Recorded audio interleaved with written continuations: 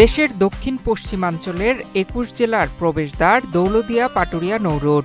আসন্ন ঈদ উল ফিতরে দৌলতদিয়া পাটুরিয়া নৌরুটে চলাচল করবে ১৬টি ফেরি ও ২০টি লঞ্চ। দৌলতদিয়া প্রান্তে ৭টি ঘাটের মধ্যে সচল রয়েছে 3টি ফেরিঘাট। পদ্মার পানি হ্রাস পাওয়ার কারণে সচল 3টি ঘাট দিয়ে যানবাহন পারাপার ব্যাহত হচ্ছে। ঘাট সংকটের কারণে দৌলতদিয়ার ঈদযাত্রা নিয়ে শঙ্কায় রয়েছেন যাত্রী ও চালকেরা। ভাই ঘাটে 3টা ঘাট আছে, যদি একটা ঘাট সংকট হয়ে যায় তাহলে 2টা ঘাটে কি করতে পারবে? ওদের স্বপ্ন পূরণে পাশে থাকতে পেরে আমরা গর্বিত। সমস্যা হবে, যাত্রী ভোগান্তি হবে। ঈদের সময় যেরকম আমার গাড়ি আটকে রয়েছে, এরকম 2-4টে গাড়ি আটকে থাকলে, ঘাট আটকে থাকলে তো মানুষজন পারাপার কষ্ট। এখানে তো আর কোনো যাওয়ার রাস্তা নাই। টাকা পয়সা ট্রাকওয়ালাদের কাছ থেকে বেশি নেয় এবং তারা মনে করে যে অনৈতিক কারণে ঘাট বন্ধ রাখে।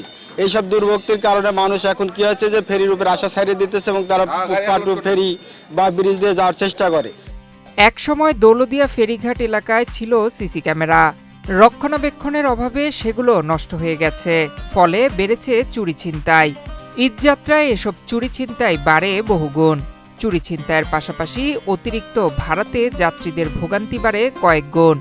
এ জায়গা সবসময় ভাড়া বেশি না, কোনো আনুষ্ঠানিকভাবে কোনো এলে নির্বাচনের সময়, ঈদের সময় সবসময় ভাড়া বেশি না, প্রশাসনও মানে না।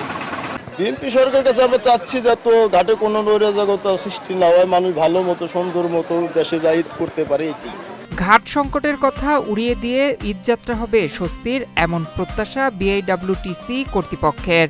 আমরা বিআইডব্লিউটিসি দৌলতদিয়া পাটুরিয়া নৌরুটে পবিত্র ঈদ উল ফিতর উপলক্ষে আমাদের বহরে মোট 16টি ফেরি আছে।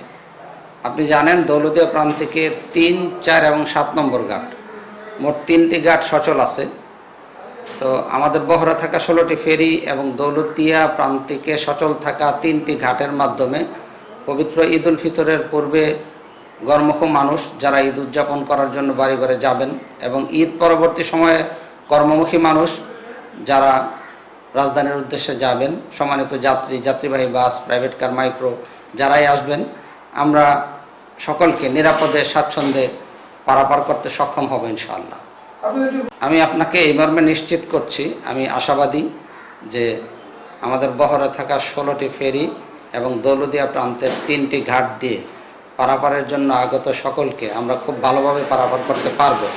আর আপনি যেটি বলেছেন যে 3টি ঘাট সচল নেই, এরকম না বিষয়টা, 3টি ঘাটে সচল আছে। আইন শৃঙ্খলা স্বাভাবিক রাখতে দৌলতদিয়া ফেরিঘাটে থাকবে 4 স্তরের নিরাপত্তা ব্যবস্থা।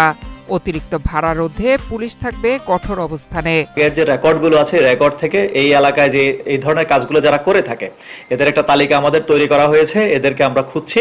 এবং দ্বিতীয় বিষয় হচ্ছে যে আগে থেকেই নৌ পুলিশ সহ, আজকে আপনারা যে সমন্বয় সভাটা ছিল আমাদের জেলা প্রশাসন কার্যালয়, এটাতে দেখেছেন যে নৌ পুলিশ সহ অন্যান্য যারা স্টেক হোল্ডার্স আছে, আমরা সবাই মিলে কিন্তু বিআইডব্লিউটিএ, বিআইডব্লিউটিসি আমরা সবাই কিন্তু লিখিতভাবে ওখানে বিভিন্ন প্যানাফ্ল্যাক্স বা এই টাইপের ইনফোগুলো দিয়ে রাখবো, যাতে সাধারণ জনগণ আমাদেরকে তথ্য দিয়ে সহায়তা করে। এবং এখানে সিভিলে কিন্তু আমাদের টিম থাকবে, বিশেষ করে ফেরির মধ্যে নৌ পুলিশের টিম থাকবে এবং নামার পরবর্তীতে কিন্তু এটা আমাদের জেলা পুলিশের যেহেতু এলাকাধীন, আমরা আমাদের ডিবি সহ, আমাদের এসবি সহ, আমাদের সাদা পোশাক এবং ইউনিফর্মধারী প্রত্যেকটা এলাকায় আমাদের গুরুত্বপূর্ণ জায়গাগুলোতে আমাদের পুলিশের লোকজন থাকবে, যাতে কেউ এই ধরনের সুযোগ নিতে না পারে। প্রশাসনের কঠোর নজরদারিতে ঈদযাত্রা হোক স্বস্তির, এমন প্রত্যাশা যাত্রী ও চালকদের।